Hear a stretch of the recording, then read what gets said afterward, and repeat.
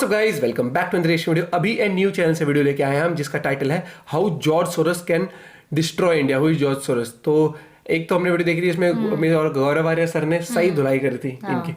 तो ये बहुत इन्फ्लुएंशियल अपने आप को समझते हैं। तो आज पूरा टॉपिक कवर होगा और काफी इंटरेस्टिंग और इंफॉर्मेटिव वीडियो होगी। तो वीडियो पूरा देखना, और बाकी ऐसी वीडियोस आप इनके चैनल पे देख सकते हैं। अभी न्यू के करते हैं वीडियो को लाइक, चैनल पे तो please subscribe. 1 2 3 let's go. George Soros एक ऐसा इंसान जो हमारे प्राइम मिनिस्टर को हिटलर से कंपेयर करता है, जो कहता है कि भारत एक डेमोक्रेटिक देश है लेकिन भारत का लीडर डेमोक्रेटिक नहीं है। जॉर्ज सोरोस, जिसे हमारे external affairs minister rich, old and dangerous कहते हैं, जो भारत की सरकार गिराना चाहता है, जिसे आधी दुनिया एक इकोनॉमिक टेररिस्ट कहती है और आधी दुनिया एक हीरो। कौन है जॉर्ज सोरोस और कैसे उन्होंने पास्ट में देशों की इकोनॉमी को बर्बाद किया, जानते हैं आज के इस वीडियो में। वीडियो शुरू होने से पहले एक रिक्वेस्ट है, अगर आपको हमारा काम अच्छा लगता है तो प्लीज वो सब्सक्राइब बटन प्रेस करना ना भूलिए। ये आपके लिए एक छोटी सी बात हो सकती है, लेकिन इससे हमें बहुत फर्क पड़ता है। चैप्टर 1, कौन है जॉर्ज सोरोस?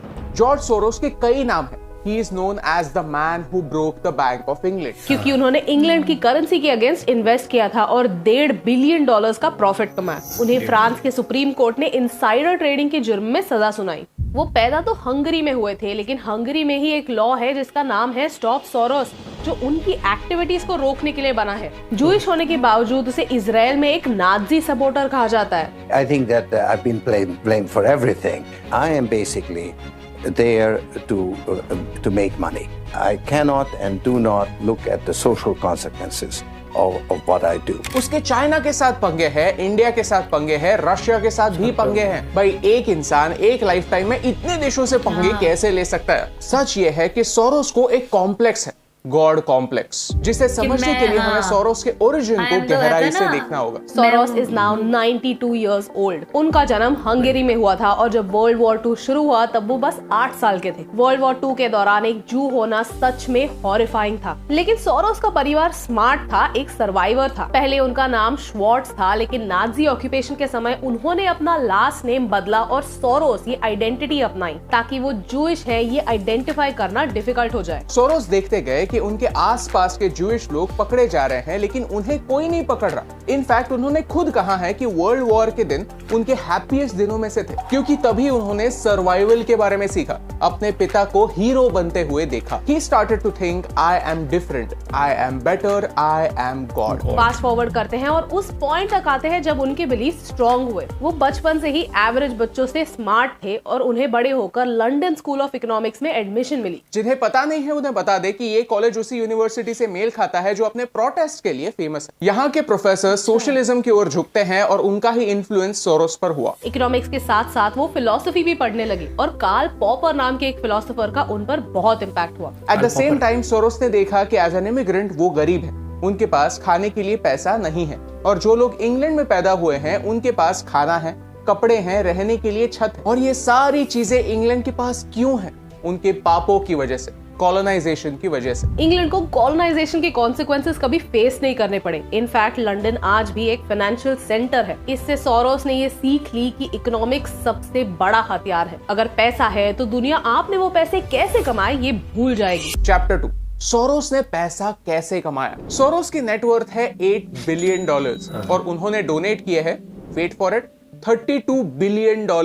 यानी अगर वो डोनेट ना करते तो एटलीस्ट 5 गुना ज्यादा रिच होते। एक रिच इंसान ने दुनिया की भलाई के लिए अपने पैसे डोनेट करना अच्छी बात है, लेकिन उससे ये बात इरेज नहीं हो सकती कि उन्होंने ये पैसे कैसे कमाए थे। सोरोस एजुकेशन के बाद अमेरिका आए और उन्होंने अमेरिका के बारे में एक बात जानी कि अमेरिकन लोगों को अमेरिका छोड़कर कुछ नहीं दिखता। वर्ल्ड मार्केट के बारे में किसी को घंटा नॉलेज नहीं है, तो उन्होंने इस बात का मस्त फायदा लिया और फॉरेन करेंसीज में डील करना स्टार्ट किया। सोरोस के पास कई अनफेयर एडवांटेजेस थे। उन्होंने यूरोप में ट्रैवल किया था, उन्हें इंग्लिश के अलावा और भाषाएं भी आती थी और उनके यूरोप में कॉन्टैक्ट्स थे। इन एडवांटेजेस को उन्होंने अपना सुपर पावर बनाया। 1970s तक वो रिच लोगों के पैसे मैनेज करते थे, यूरोप में अमेरिकन पैसे इन्वेस्ट करके उन्हें डबल करते थे। अब तक सोरोस न्यूयॉर्क में अपना खुद का अपार्टमेंट खरीदने जितने रिच हो चुके थे, लेकिन उनकी एक्स्ट्रॉर्डिनरी ग्रोथ तब शुरू हुई जब उन्होंने खुद का फंड स्टार्ट किया।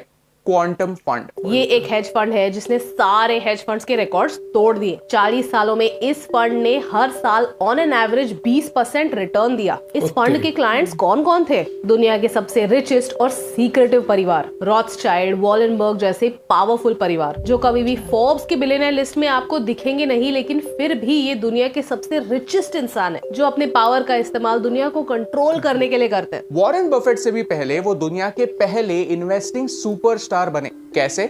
केओस का इस्तेमाल करके। That there are times when the normal rules don't apply. The way you've looked at the world is just not applicable because the world has changed. Chapter 3, Destroying Countries for Profit. Foreign currency trading market में हर दिन $5 trillion के trades होते हैं। Soros यही करते थे, वो एक कंट्री के करेंसी को टारगेट करके शॉर्ट पोजीशन ले लेते थे और करेंसी जितनी गिरती उतना ही वो प्रॉफिट कमाते। 1990s में सोरोस ने एक ऐसी चाल चली जिससे उन्होंने रातों रात $1.5 बिलियन का प्रॉफिट कमाया। उन्होंने ये नोटिस किया कि ब्रिटिश पाउंड एक बेकार पोजीशन में है। ब्रिटेन की इमारत ऑलरेडी डगमगा रही है। एक छोटा सा पुश और ब्रिटेन कोलैप्स हो जाएगा, और उन्होंने वही किया। एक छोटा सा पुश दिया, बस $10 बिलियन का पुश। उन्होंने इतने सालों में बहुत रेपुटेशन कमाई थी। कोई भी इन्वेस्टर, कोई भी बैंक उन्हें लोन देने के लिए रेडी था, तो उन्होंने अपने सारे सोर्सेज से पाउंड्स बोरो किए और 10 बिलियन पाउंड्स यूरोपियन मार्केट में बेच दिए और जर्मन मार्क्स खरीद लिए। उनका इन्फ्लुएंस इतना बड़ा था कि कई सारे हेज फंड्स ने सिमिलर स्ट्रेटेजी अपनाई और पाउंड्स बेच दिए। अगले ही दिन ब्रिटिश पाउंड जर्मन मार्क के अगेंस्ट 15% गिरा। द लॉजिक इज सिंपल, जब इतने लोग पाउंड्स बेच रहे थे और सामने बायर्स नहीं थे, द प्राइस वाज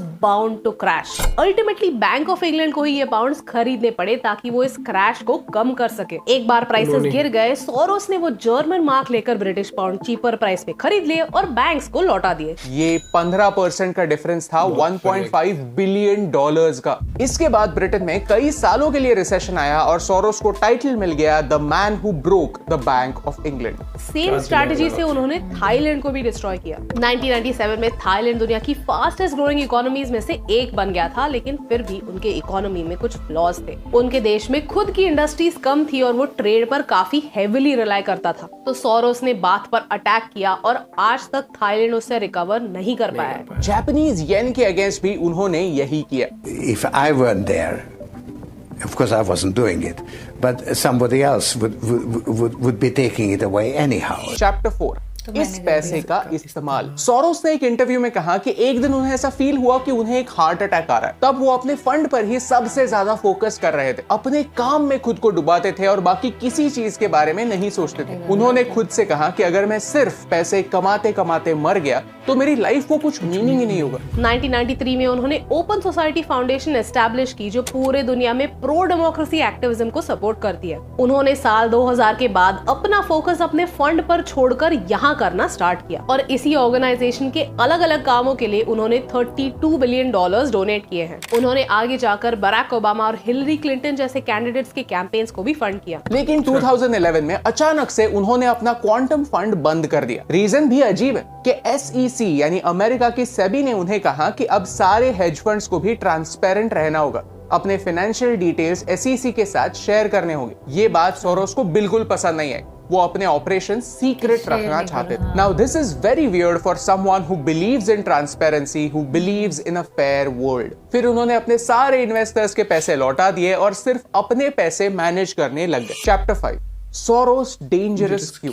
हमारे एक्सटर्नल अफेयर्स मिनिस्टर ने जॉर्ज सोरोस को एक डेंजरस इंसान कहा।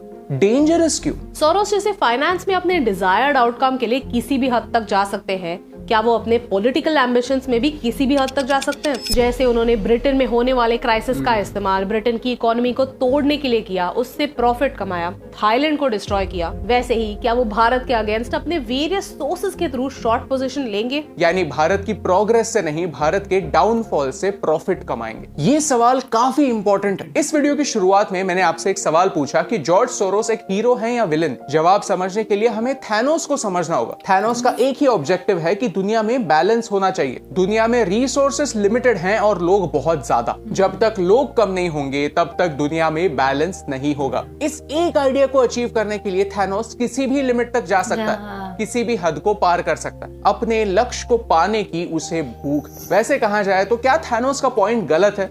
बिल्कुल नहीं।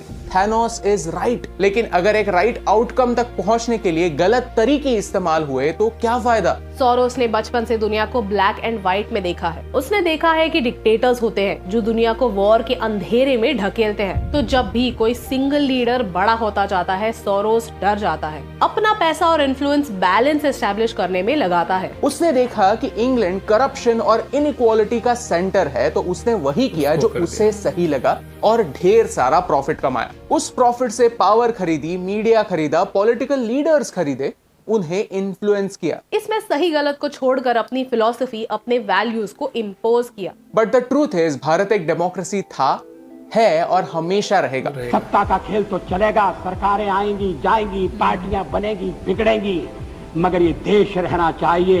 इस देश का लोकतंत्र अमर रहना चाहिए। इस डेमोक्रेसी को क्वेश्चन करना इंपॉर्टेंट है, इस डेमोक्रेसी को सुधारना इंपॉर्टेंट है। लेकिन अगर इस डेमोक्रेसी में इंटरफियर करना है तो वो इंटरफियरेंस बाहर से नहीं हो सकता। अगर आपको इस वीडियो से वैल्यू मिली, कुछ नया सीखने मिला, तो इसे अपने दोस्तों के साथ शेयर कीजिए। डेमोक्रेसी, इस शब्द का मतलब ही यही होता है कि एक देश के लिए सही क्या है और गलत क्या है ये लोग डिसाइड करेंगे, कोई एक इंसान नहीं। फिर वो एक इंसान एक लीडर हो या किसी फॉरेन देश में बैठा हुआ एक शॉर्ट सेलर। और यही इंपॉर्टेंट बात, आप तक पहुंचाने से मुझे फर्क पड़ता है। बहुत इंटरेस्टिंग तरीके से बताया ना जॉर्ज सोरोस का, क्योंकि काफी लोगों को समझ नहीं आता कि जॉर्ज सोरोस का क्या इतिहास रहा है, क्या उसका माइंडसेट था, और उसको कहीं ना कहीं इंग्लैंड में वो लगता था इनइक्वालिटी या गलत तरीके से वो अमीर हो गए उस तरीके, तो उसे शॉर्ट किया। लेकिन फिर भी एंड ऑफ द डे किसी भी डेमोक्रेसी को या किसी भी कंट्री को इस तरह की फाइनेंशियली हिला डालना बहुत जज्बा चाहिए और माइंडसेट चाहिए। उस तरीके से वो खेलते हैं शातिर। और प्लस ये बताया ना कि उसका क्या लॉजिक है कि वो किसी को भी पावरफुल नहीं देख सकता। जैसे एग्जाम्पल अब इंडिया में मोदी जी हैं, वो बहुत स्ट्रॉन्ग लीडर की तरह निकल रहे हैं, बताया जैसे चाइना में है, या फिर जैसे बताया कि रशिया में लीडर, तो थोड़ा सा डर आ जाता है उसके अंदर कि डिक्टेटरशिप जो कि नहीं है। इंडिया में डेमोक्रेसी है, नो डाउट, ये चीज हमने देखी है, लेकिन उसको माइंड में अलग ही जोन रहता है, तो वो उस तरीके से वो शॉर्ट पोजीशन लेते हैं और अपनी इन्फ्लुएंस बनाते हैं। बता दें लीडर्स की कैंपेन्स में इन्वेस्ट कर देते हैं। अब जिसकी कैंपेन में आप इन्वेस्ट कर रहे हो पैसा लगा, तो वो तो थोड़ा सा आपकी साइड एक वो वार्म हार्ट रखेगा ही ना, वो चीज है। और उसने फंड करी बराक ओबामा सर की भी, और क्या नाम भूल गई जो फीमेल होती है पे, उनकी उसमें भी। तो ये है कि बहुत ही शातिर दिमाग से खेला, 92 एज है लेकिन दिमाग बहुत ज्यादा लगा के, और ये चीज है। और ये चीज थोड़ा सा हमें सोच के स्टेप्स लेनी चाहिए कि भाई ऐसे अगर कोई पोजीशन ले लेता है, 15% रातों रात गिरा दी थी, और कितना दिमाग लगा के। लोग तो 1000, 2000, लाख, 2 लाख के खेलते हैं, ये तो बिलियंस में खेल जाते हैं चीज़ है। लेकिन क्या है कि मुझे ये लगता है कि आप कभी भी कितना भी माइंड लगा लो, लेकिन जिस कंट्री को आगे बढ़ना होगा ना, तो वो छोटे मोटे डाउनफॉल से निकल के फिर भी बढ़ जाती है। तो लेकिन ऐसे शातिर लोग आज ही बैठे हैं जो अपना इन्फ्लुएंस या अपना दबदबा बनाने के लिए, आई एम द गॉड वाली वो थी, एक वो वाइब रहता है, उनको लगता है कि मैं हिला सकता हूँ डेमोक्रेसी। बाकी आपको ये पॉइंट ऑफ व्यू इस बार में जरूर बताना। एंड आप मेरे गौरव सर की वीडियो देख सकते हैं जिसमें उन्होंने भाई साहब क्लास सी लगा रखी है इनकी। बाकी अभी ये न्यू चैनल पे मुझे मस्त लगता है कि जो एक इंटेंसिटी रहती है, आप वीडियो में खो जाते हो कि बहुत ही इंटरेस्टिंग एक तो जो short movie kind of proper जैसे प्रेजेंट करते हैं ना, म्यूजिक बहुत ही वैसा चलता रहता है। वो प्लस जो एक एक्सप्रेसिव इनका जो वो बॉडी लैंग्वेज रहती है हर एक चीज। बाकी आपका पॉइंट ऑफ व्यू जरूर बताना, वीडियो को करते जितना हो सके share. Bye bye, take care.